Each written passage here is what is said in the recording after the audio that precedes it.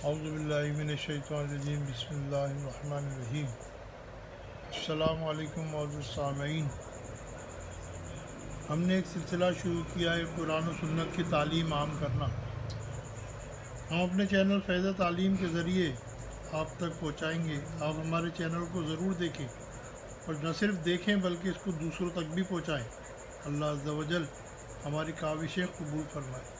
آج ہم آپ کو بسم اللہ الرحمن الرحیم کی فضیلت کے بارے میں کچھ سنیں گے کہ ہر اہم کام بسم اللہ سے شروع کرو۔ حضرت ابو ہریرہ رضی اللہ تعالیٰ عنہ سے روایت ہے کہ سرکار مدینہ صلی اللہ علیہ وسلم نے ارشاد فرمایا، جو بھی اہم کام بسم اللہ الرحمن الرحیم کے ساتھ شروع نہیں کیا جاتا وہ ادھورا اور نامکمل رہ جاتا ہے۔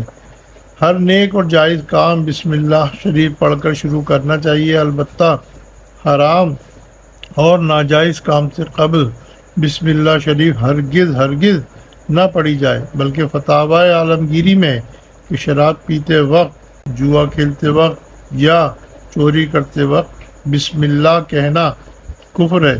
سرکار مدینہ صلی اللہ علیہ وسلم نے کا فرمان عالی شان کہ جب تم وضو کرو تو بسم اللہ والحمدللہ کہہ لیا کرو۔ اس کا اثر یہ ہوگا کہ جب تک تمہارا یہ وضو باقی رہے گا اس وقت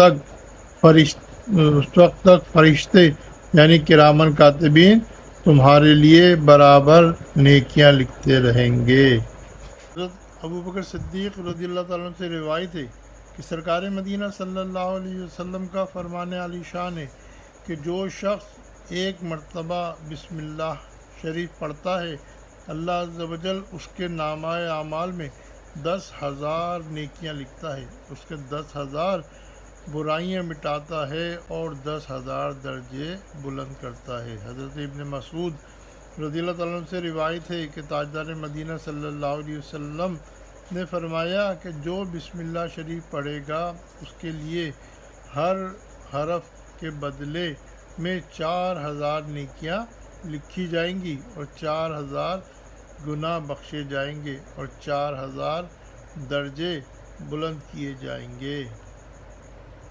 حضرت بشر حافی رحمۃ اللہ علیہ توبہ سے قبل بہت بڑے شرابی تھے۔ آپ رحمۃ اللہ تعالیٰ علیہ ایک مرتبہ شراب کے نشے اور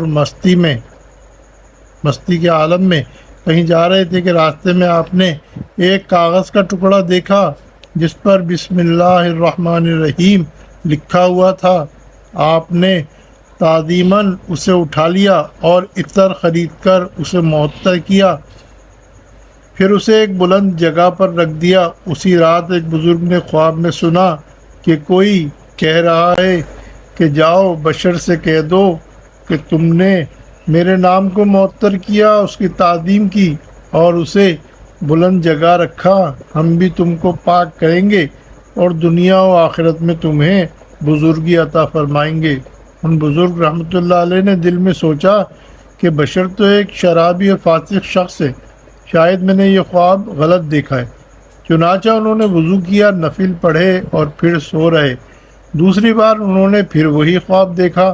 اسی طرح 3 مرتبہ یہی نظر آیا اور یہی آواز سنی، یہ ہمارا پیغام بشر ہی کی طرف ہے، جاؤ انہیں ہمارا پیغام پہنچا دو۔ چنانچہ صبح ہوتے ہی وہ بزرگ رحمۃ اللہ تعالی علیہ حضرت بشر رحمۃ اللہ علیہ کی تلاش میں نکل پڑے۔ ان کو پتہ چلا کہ وہ شراب کی محفل میں بیٹھے ہیں تو وہ وہیں پہنچے اور بشر رحمۃ اللہ علیہ کو آواز دی۔ لوگوں نے بتایا کہ وہ تو شراب کے نشے میں بے ہوش پڑے ہیں۔ انہوں نے کہا کہ تم لوگ اسے جا کر کسی طرح یہ بات سنا دو کہ تمہارے نام ایک ضروری پیغام آیا ہے اور پیغام لانے والا باہر کھڑا ہے۔ چنانچہ وہ لوگ گئے اور حضرت بشر رحمۃ اللہ علیہ سے جا کر کہہ دیا کہ اٹھو باہر چلو، تمہارے نام کوئی پیغام آیا۔ حضرت بشر رحمۃ اللہ علیہ نے فرمایا ان سے پوچھو وہ کس کا پیغام لائے ہیں۔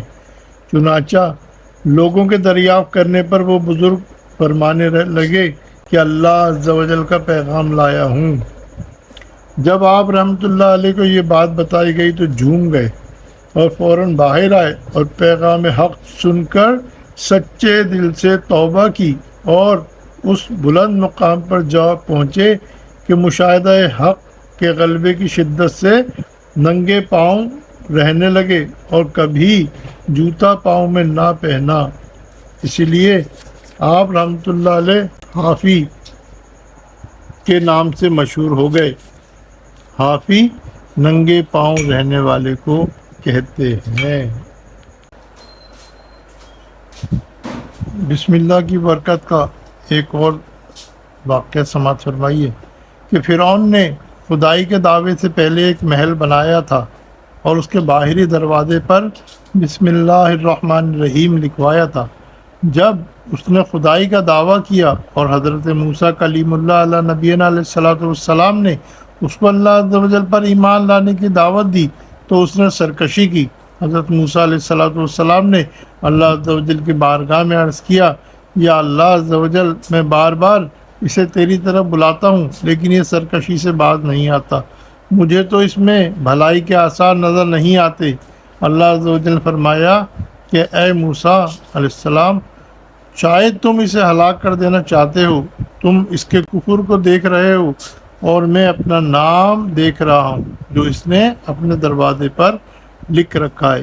امام فخر الدین رازی رحمۃ اللہ تعالی علیہ فرماتے ہیں کہ جس نے اپنے باہری دروازے پر بسم اللہ الرحمن الرحیم لکھ لیا وہ ہلاکت سے صرف دنیا میں بے خوف ہو گیا، وہ کافر ہی کیوں نہ ہو، تو بھلا اس مسلمان کا کیا عالم ہوگا جو زندگی بھر اپنے دل کے آبگینے پر اس کو لکھے ہوئے ہوتا ہے۔